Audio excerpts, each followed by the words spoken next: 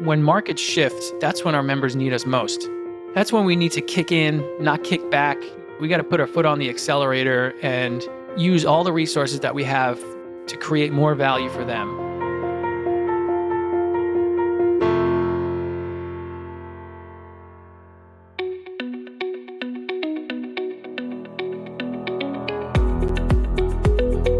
This is Associations Thrive, the podcast celebrating successful associations and their leaders. I'm your host, Joanna Pineda, CEO and Chief Troublemaker at Matrix Group International. Listen in as top association executives tell all, revealing the creative and innovative ways they're increasing their bottom line, serving their members, and reimagining their organizations.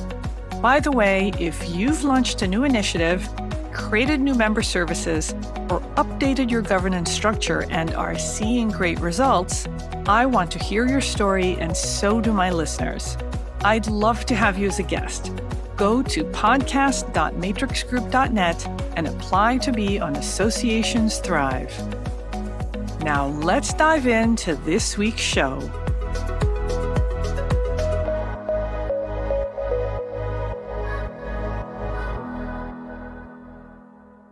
Today, I am pleased to have Ryan McLaughlin from the Northern Virginia Association of Realtors. Ryan, welcome. Thank you so much, Joanna. It's a pleasure to be part of the podcast. Thanks for having me.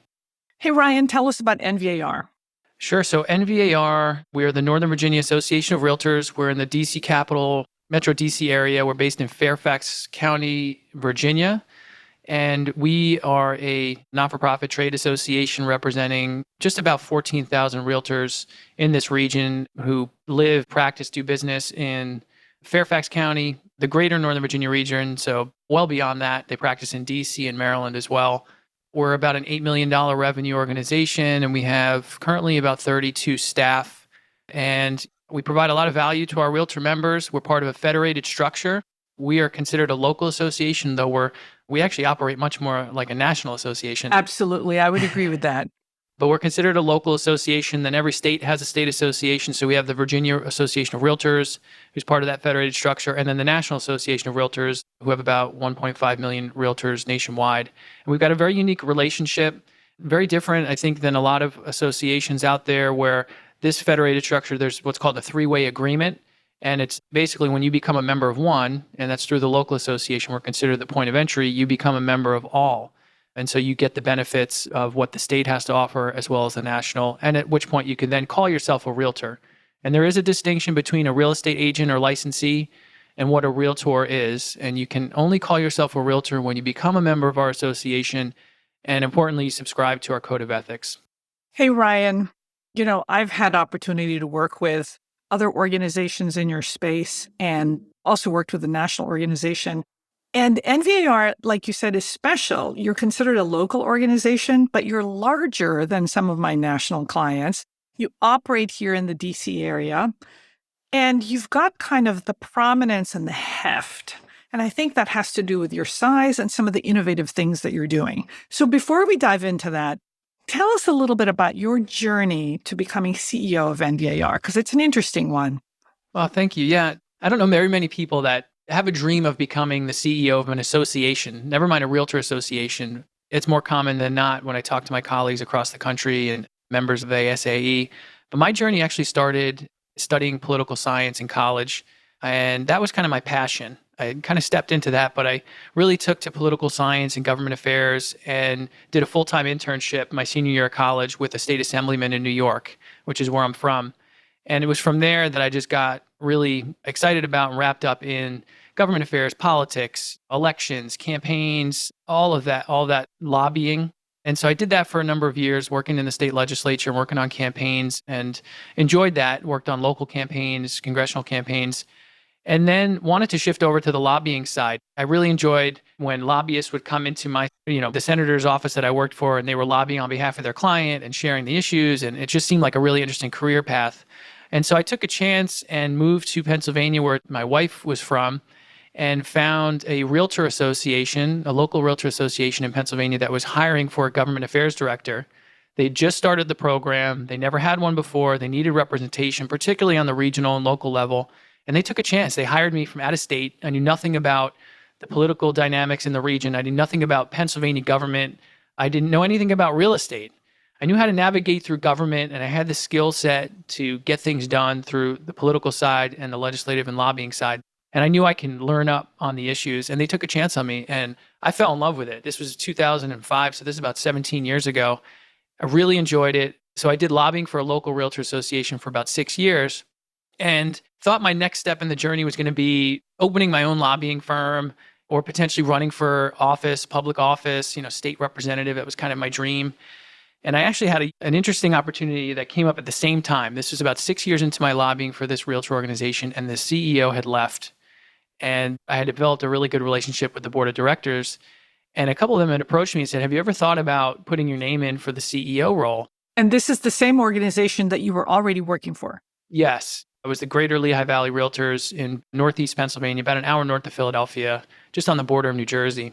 And I thought, no way, that's not of interest to me. I never thought about running an association. And by the way, that association owned their multiple listing service. So it was kind of like being the CEO for two organizations. And then at the same time, the state representative where I lived was taking a judgeship, and his seat was going to become vacant. And I was very close with him and the political party leaders at the time. They basically said to me, this seat can be yours if you want it. Wow. This was literally the same month. So two amazing opportunities falling into your lap.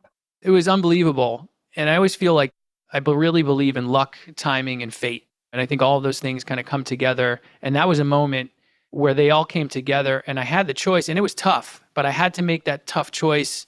And ultimately I decided to try the CEO path, and they hired me. And it was the best decision I could have ever made. And I've never looked back. I've been an association executive since then, but it made sense. I had a young family at the time. I just had our second child, and the idea of campaigning every couple of years and traveling to the state capitol 6 months out of the year.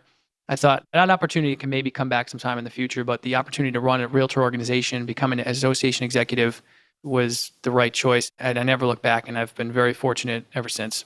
And then they plucked you from that organization and brought you here to Northern Virginia. Yeah, that was a big leap.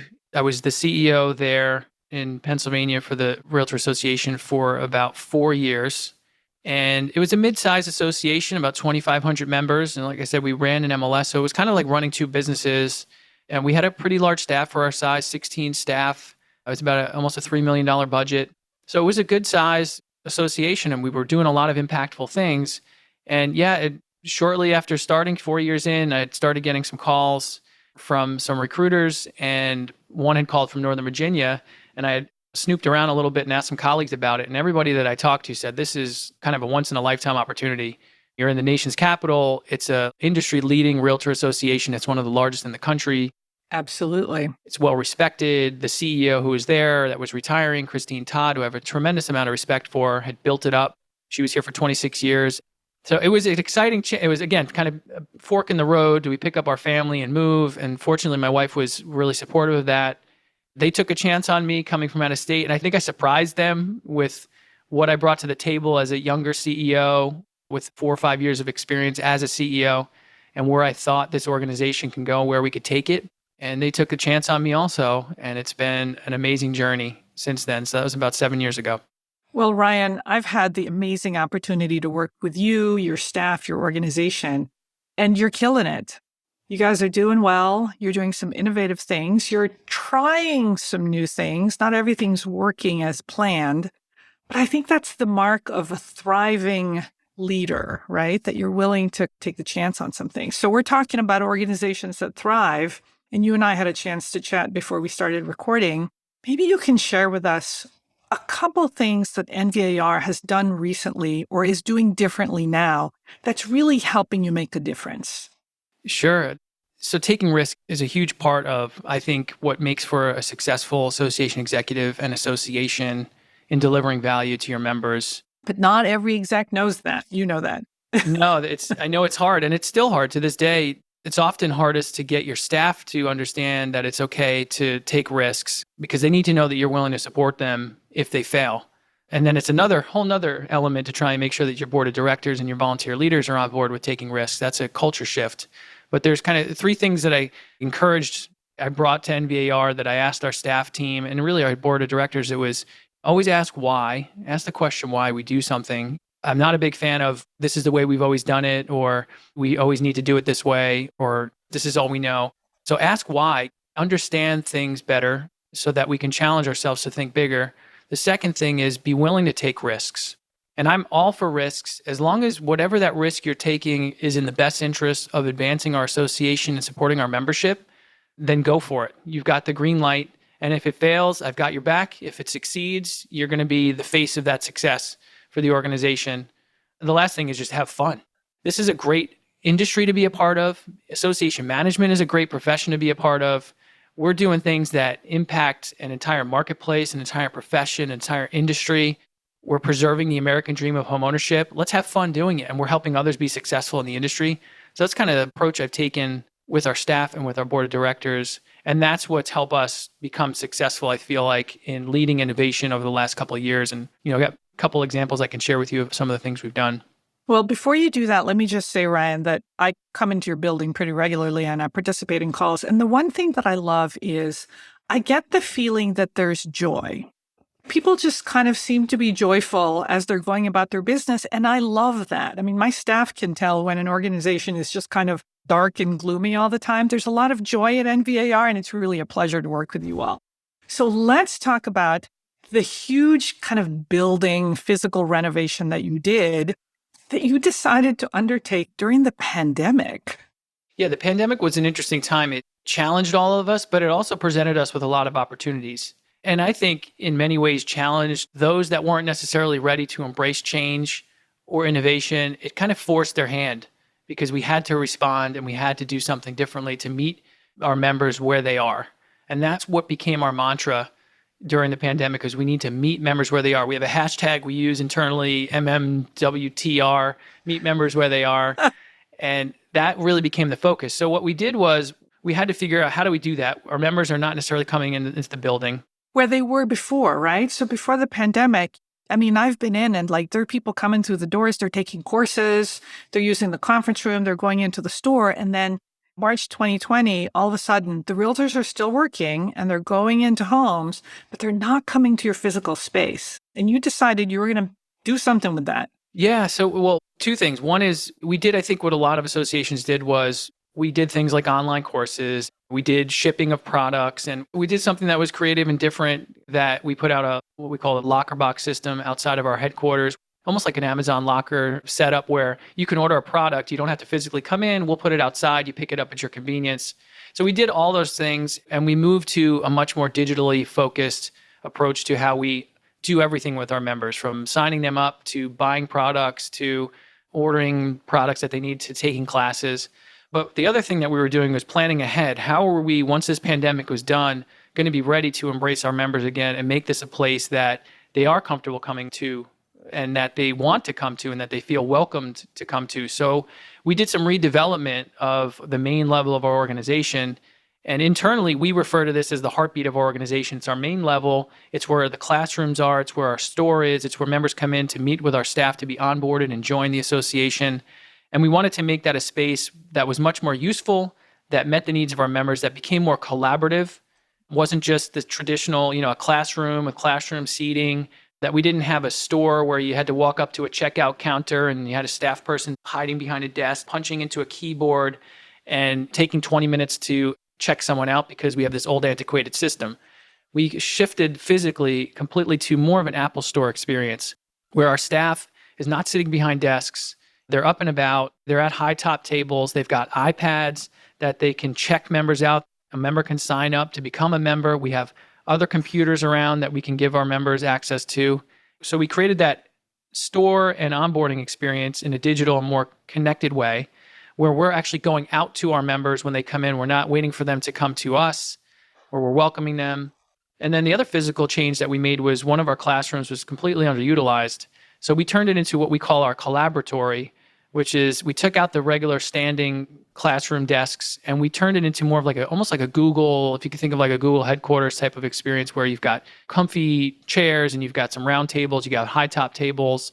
And we tore down some walls and put up glass. We tore down some solid wood doors, made them glass to bring in more natural light, make it more welcoming. And we have members come in pretty regularly that just come in and have some coffee. We got a Starbucks machine, and they come in, they sit down, they meet with a client, or they do their work, and they use the space. So we've really transformed physically the main level of our organization. So Ryan, this is fascinating and phenomenal, where a lot of organizations during the pandemic are saying, let's figure out how to manage costs. You're spending money to reimagine the building. That's a great point, because my philosophy and approach has been when markets shift, that's when our members need us most. That's when we need to kick in, not kick back. We got to put our foot on the accelerator and use all the resources that we have to create more value for them. Totally, 100%. And help them make sense of this new landscape. Yeah, they're looking to us, leading the profession and the marketplace. They're busy in the grind of day to day, trying to make a living and figuring out the next step. We're directing and creating a marketplace and an industry and representing them on a broader economic level. And they're looking to us for that leadership. And it's not the time, in our case, we don't look at it as the time to scale back, to cut, to reduce, to have less. We look at it as the time to have more. And Ryan, you created a whole digital studio that members can come and use. So tell us about that. That's a fascinating member benefit. Yeah, that was the other physical enhancement we made during the pandemic. We created what we call our Digital Experience Center. And we were trying to create a space where members can come in and test out new technologies that we would have on display or can have set up for them before they make the investment into something significant. They can come and try it here. And we kind of first vet the product and service and bring in here so that they've got that first line of, okay, if NVAR has got it on display here, this is a product that's worth investing in. Let me play around with it and then decide. So that was kind of the genesis of it. And then it's now evolved into a workspace where members can come in and do digital recordings, video recordings, podcasts. They can collaborate with colleagues. They can do it on their own, where we can set them up in the room on their own to do it, or they have our staff that can help do it for them, with them, prepare them, get the technology set up. So we do have a partnership with them. And we provide that at no additional expense to them. It's included in their dues as an additional value where they don't have to pay a rental fee. They're not paying for the equipment. We want to make that available to them. So if I'm a realtor and I'm about to be featured on some website and they say, can you submit a 30-second video of yourself? And I'm Joanna and I have never done anything like this. You'll help me. We will help you. Our staff will gladly and enthusiastically help you. We can set up a teleprompter with you. We can help review a script for you. We can help put an outline together for you. We can record it. We can upload it. We can edit it for you. And we're there for them. It's all about the members for us. So this is part of helping them to navigate this digital landscape that is really kind of exploding in real estate. Well, I'd say the trend was shifting in that direction in the real estate industry specifically for a while. But it took the pandemic to really get everybody to realize, okay, we're not going back. Yeah. And that's one thing from an association standpoint we felt we needed to be ready for. We're not going back. We're not going to go back to the traditional way of offering classes. We're not going to go back to the traditional way of onboarding a member. We're not going back to the traditional way of doing business as an association, education, the way that we offer events and position products and services. We're going to set ourselves up for the future so that we can thrive for another 100 years. We just celebrated our 100-year anniversary last year. Congratulations. Amazing. Thank you.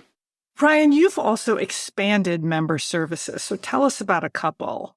And you're doing it at no charge to the membership. And then I want to ask you why you're doing it. It started with, I could talk about some particular products, but I want to step back for a second and talk about expanding member service from a staffing and structural standpoint. In addition to that physical changes that we made, we also made some staffing, structural, and philosophical changes to prepare for the next generation of service to our members. And what we created was what we call our communications, experience, and engagement specialists. Brand new, newly created positions. We created a cohort of 6 positions. Yes, and I've met some of them, and they're wonderful. They are. Thank you. And I appreciate it. I'm going to share that with them. They're amazing. They're young, ambitious, recent college grads, or with only a few years of experience in the field that are hungry to do good work and do something bigger than themselves. And they're technologically savvy. They're challenging us. They're getting us on TikTok. They're doing all sorts of great stuff. But more than just that, we wanted to create an experience for our members where the staff at that entry point understood the value of everything we offer at the association. They didn't just sit at a desk and say, I can punch in, your name and fill out a form so that you become a member, or a very transactional experience. We wanted to create a really experiential type of experience. So they own the success of the entire organization. So if you talk to any one of them at any moment, they will be able to tell you what upcoming events we have, what new products we have available, what might be of interest to a member who has questions about real estate, where they can find resources. They're ready to do all of that. Plus, they're ready to onboard. They're ready to do database work if they need to. They're ready to do setup, planning, logistics, tear up, breakdown of events, marketing, social media. So they're a powerhouse. And that helped move the needle in a huge way for our organization. Wait, hang on. So I want to get a little bit of clarification here. So you added 6 people whose job it is to know everything going on at NVAR so that as they're interacting with the members, they're just full of information about ways that members can engage with you. Yes. And they're a support staff to everyone and accessible to everyone on the staff too. So we've sort of ripped down silos that may have existed where any one of our senior staff, our staff directors can access this group of CESs, get their help and support on different projects. And all of them are willing and able to and excited about helping in different areas as they're growing in their careers.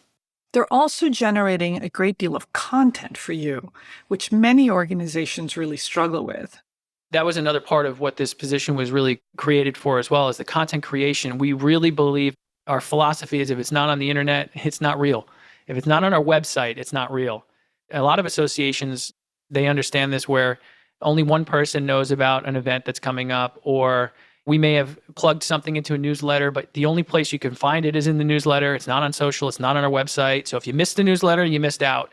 Those kind of things were happening. So we wanted to create more content and make sure it's web-based first. It's on our website and on social and all the right places. So they've helped us create that culture of getting it everywhere and making sure that we're website driven. You've played a huge role in that because the website you helped us create and you all built for us has helped us take it to that level, which has been awesome. Well, thank you. You've also offered up new services. Like, tell us about the new forewarn and the new legal document signing. And you can just tell us about them briefly. I'm more interested in why you decided to offer these new benefits. Right, so one example would be we just offered a new member benefit called Forewarn. I guess it's not even necessarily specific to the real estate industry, but it's for realtors in that it's a realtor safety app at its core. It's a prospecting tool that we provide available to our members at no additional expense, included in their dues. It's a $240 value that they would have to pay annually on their own to get it. They download this app, they can punch in a name or they can put in a phone number, and they can get publicly available background information on a prospect before they meet with them so that they know what they're walking into. They can understand the financial history, they can understand their criminal record, liens, property records, all in one simple, streamlined place. Again, meeting members where they are, we know that safety is of huge importance to them, and they're out in the field meeting with clients. They don't have time to figure out how to research a client always. They can't always conveniently meet with a client in their office or in a safe public place. They may have to meet someone at an open house or a new construction property. This is giving them the tool to understand who they're meeting and what they're all about. So that's one. And then you've given them a new legal document signing product that they can use, again, at no charge. Yeah, we've been able to provide this. It's called Docs Plus by Reimagining. We partner with them. So most people know things like DocuSign, Zip Forms, some of the digital signature solution software is out there, and transaction management. We did a research project and interviewed the main companies out there, and we found Docs Plus. And they were, at the time, this is about 2 years ago, the most future-focused, innovative company. And we wanted to bring that to our members. So we include that in their dues. And through this software, they can have all their documents digitally signed with their clients, contracts. They can store documents. They can create folders for track their transactions, and it's included in their dues at no additional expense. Now, a lot of brokers use their own proprietary ones, or they may have already agreements with DocuSign, et cetera, but we have this available to them, and we've had a huge adoption. We have almost 8,000 of our 14,000 members using it. Oh my God. So you've transformed the physical space, you've reimagined your education, you're offering new services. How's it going? I mean, I would say it's going great. It's not to say that we don't have our fits and starts. And one of the challenges that we work through in all of this is staff adopting the rapid pace of change. And sometimes that creates turnover where it's just not for everybody. Agreed. But again, I'm an optimist, and I see situations like that as opportunities where that's fine. If it's not the right fit for you, that's okay. And we can make sure you're set up for success in your career wherever you go. But that gives me the opportunity to build a team that can help bring us to that next level. And Ryan, correct me if I'm wrong, membership is up. You have more people attending your convention than ever, and you've got more engagement than ever. So really, by all metrics, it's a home run, and you're in 2022 and having a great year. We're having a great year. And a lot of that is driven by, in our case, the real estate market. The real estate market exceeded in ways that no one could have ever expected coming out of the pandemic, really kicking off in July of 2020, when everybody in the real estate industry figured out, oh, we can do this and we could do it digitally and we could do it in a safe way. And NVAR is there to provide us the tools and resources to help get it done. And we've exploded since then. Our membership has grown, sales have grown, the real estate profession has grown. We are starting to see a little bit of a shift, which could potentially be a future challenge where sales are down a bit. With interest rates going up, we're starting to see a little bit of an impact. We've gotten record new members per month since July of 2020. We're starting to see that soften up a little bit. But overall, it's been a great several years, and we're ready to weather any storms that might come and be there for our members, regardless of what happens in the market. Yeah, it sounds like what you're doing is kind of making hay while the sun shines. While you've got the time, you're making these physical investments, you're making these changes to your governance and your staffing, and then adding benefits to really position you for the future no matter what happens. Yeah, it really was prompted by looking at the next 100 years. We created a new strategic plan in 2021, the year that we turned 100, and we call it our Vision 100 strategic plan because theoretically it's positioning us for success over the next 100 years. And we're fortunate to have a good leadership that gets it and that sees bigger picture. That hasn't always been the case. It's taken a journey. I mean, I've been here 7 years and we've had our challenges. We've had our setbacks, whether it's through staffing changes or challenges or board leadership challenges, but we've managed to get through them because we've kept them focused on the future. They want to be focused on the future and the strategic success of the organization. And so we kind of have to put out these fires along the way, but we've gotten through it pretty well. Everyone's got fires. Yes. Ryan, this has been an absolute pleasure. I can sit here and talk to you all day, but I know that you are a busy man. I want to thank you so much for joining me on Associations Thrive. I hope that you'll come back in the future and tell us more about the amazing things that NVAR is doing. Thank you so much. Thank you, Joanna. It's a pleasure to be here, and thanks for everything you're doing with us. Appreciate it, and your leadership in the industry. Thank you.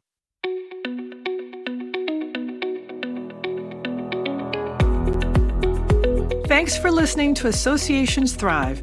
We're so glad to have you here.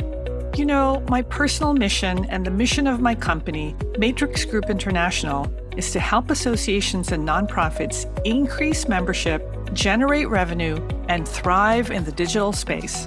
I want to hear stories of how your organization is thriving in today's challenging landscape. Please apply to be on my show by going to podcast.matrixgroup.net. By the way, do you need help with a digital initiative? Maybe it's a website redesign, a new membership database, or a hybrid meeting that you're planning. I'd love to connect with you. Please visit the Matrix Group website at matrixgroup.net. Thanks again for listening to this week's episode of Associations Thrive. Don't forget to subscribe to the show, leave a 5-star rating, post a comment, and share it with your colleagues and friends. Bye!